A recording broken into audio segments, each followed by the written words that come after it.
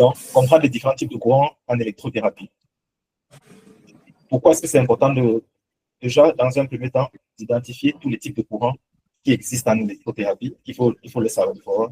L'électrothérapie ne se limite pas à utiliser un stimulateur, comme je l'ai expliqué la dernière fois, à connecter des électrodes et puis à lancer sa stimulation.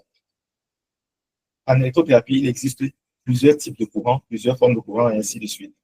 Donc, on va aborder d'abord pour ce webinaire les objectifs de ce webinaire.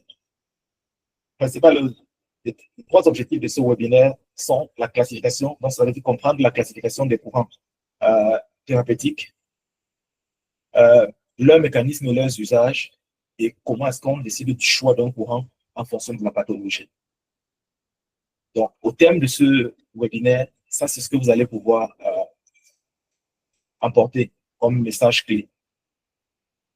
Comprendre la classification des différents courants, c'est-à-dire quelle est la logique qui permet de classifier les différents courants thérapeutiques, leurs mécanismes et leurs usages, c'est-à-dire on explore les mécanismes et les usages principaux de ces principaux types de courants, et puis comprendre comment est-ce qu'on décide de faire le choix d'un courant en particulier en fonction de la pathologie qu'on